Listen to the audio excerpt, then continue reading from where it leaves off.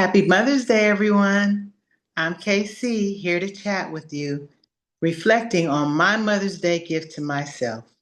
Today, I want to share something very personal and meaningful to me. It's the story behind the greatest Mother's Day gift I ever gave myself. In 2023, I self published my book of poetry called Poetic Exchange Expressions in Poetry from Me to the World. It wasn't just a book release, it was the completion of a journey that actually started decades earlier with handwritten poems, journals, scraps of paper, and life experiences that had followed me from childhood into the early 1990s and into full adulthood. Publishing this book became a reflection of perseverance, healing, creativity, womanhood, motherhood, and legacy. And today I just want to reflect on that journey with you.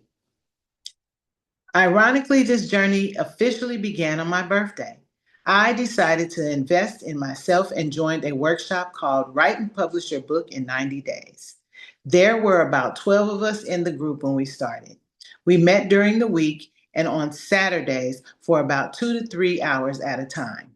The instructor was actually writing and publishing his own book while teaching us. This was powerful because he was proving in real time that it really could be done in 90 days. But let me tell you, this was not easy for me.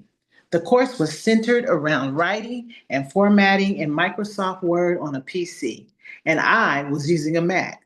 So while everyone else was following along smoothly, sometimes I had to stop and go research commands on my own because my screen looked completely different from theirs. That may sound small, but when you already are trying to write, organize your thoughts, learn publishing, and stay motivated, technology becomes a challenge. It is really huge. Well, life happened too. There were interruptions, responsibilities, emotional moments, and setbacks that slowed me down. And out of the 12 people who started the course, only three finished it, and only one person actually published at the end of the 90 days. I wasn't that one, but I did not quit. One of the most emotional parts of the process was gathering my writings together. I had poetry everywhere in journals, notebooks, envelopes, legal pads, loose papers, even torn paper bags and old napkins. As a young wife and mother, writing became one of the ways I processed life, emotions, dreams, disappointments, faith, relationship, and growth through my childhood. Over the years, people knew me as a writer and a poet. I was invited to poetry events, churches, schools, and community gatherings to share my work. But despite all of that encouragement, I still had not published a book. And time moves quickly. Years can pass while you're raising your family, working, helping others, surviving challenges, and putting your own dreams on the shelf for later. So, when I finally sat down and started organizing decades of writing into one collection, it felt emotional. It felt like I was reconnecting with every version of myself along the way. But once the writing was almost complete, I realized I still needed help with the final design and layout.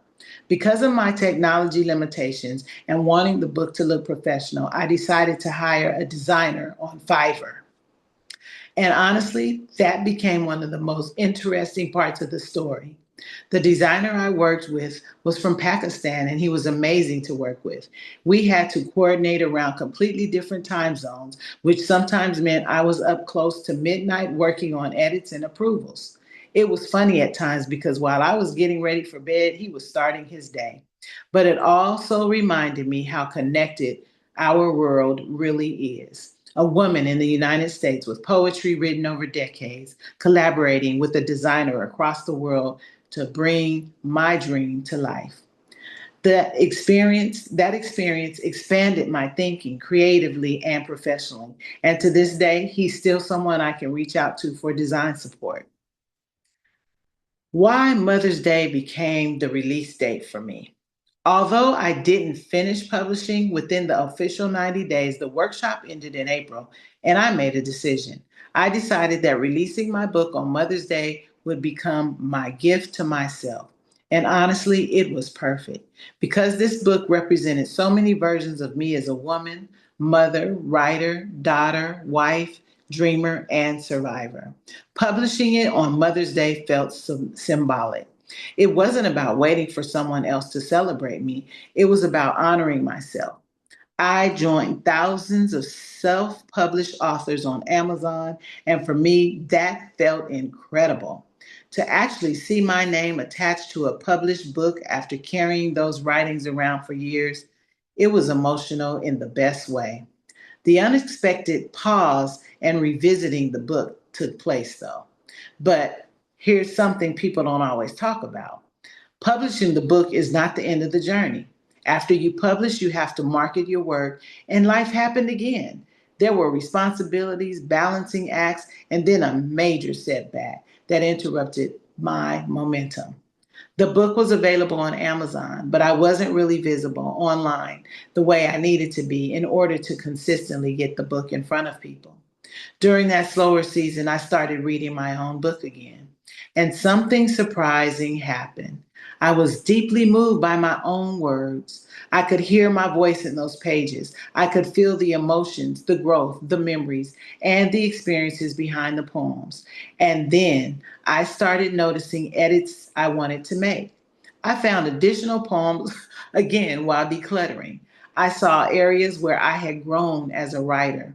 I realized I wanted the book to evolve too.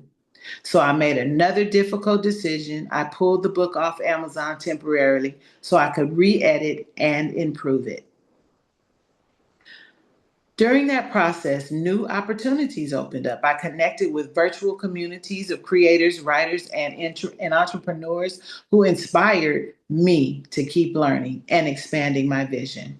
And honestly, this journey became bigger than just publishing a poetry book. It became proof that it's never too late to finish something meaningful. It became proof that creativity doesn't expire.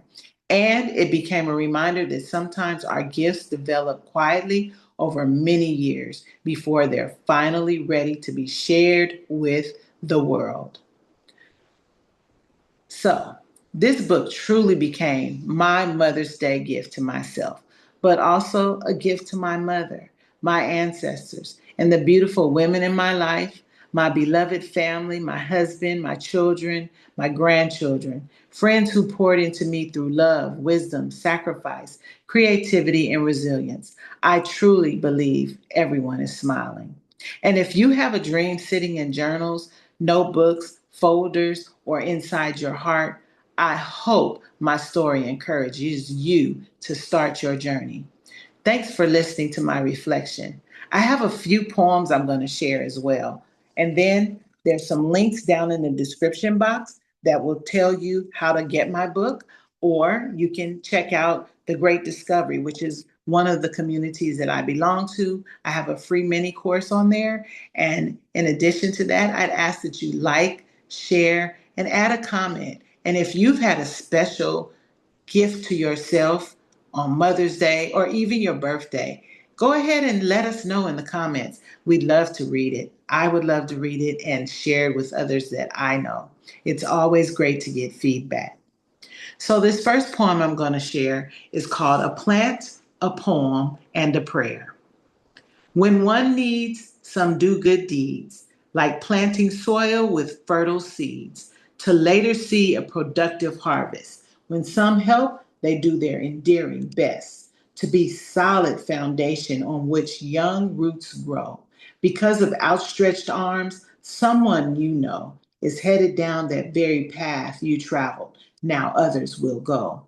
As someone did for you the same, blessed seeds, planted, forming roots linked like chains.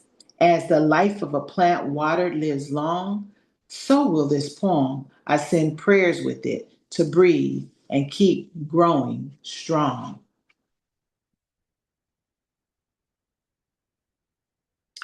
I have another one I'll read as I flip through the pages of my book. And let's see, this one is called,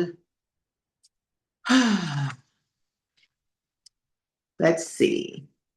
I really want to leave you with something really, just a great gem. And I think that's going to be Sassy Sisters, since we're talking Mother's Day. This is to my mommy and all the beautiful women who have lived their lives before me. Sisters are sassy, gentle, and kind, some humble, some bold. Nevertheless, you will find there is an exquisite liveliness. She will lift a somber mood. Always self assured, girlfriend has nothing to prove. Her character is full of vigor, even if her health is restricted. Don't hesitate to admonish if her acts of anger seem vindictive. Usually in control and not vengeful, she probably warned whoever not to go there with her. Although most always cool, she can rise to a hot temperature. Her creativity is lively, offering profound new vision, but handle her heart with care, or her love for you will go into remission. This spirit and soul are not to be toyed with. If tested, you may sense impudence. Caution, this usually happens when a sassy sister is in your presence. She's yours, mother, sister, aunt, cousin, or friend, forever standing in camaraderie, a fellow soldierette from beginning to end. A real sister loves you, always will, a debonair extraordinaire. Any sassy sister's air cannot be concealed. She is you, she is me, she is everything good. Sassy sisters. A woman is a definite celebration of sisterhood. So, again, thanks for listening. You know, I love to chat with you, and I will be back. But go ahead and subscribe, like, leave a comment, and share with someone else. And again, happy Mother's Day to you if you're a mom, or to the mothers in your life. Thank you. See you later.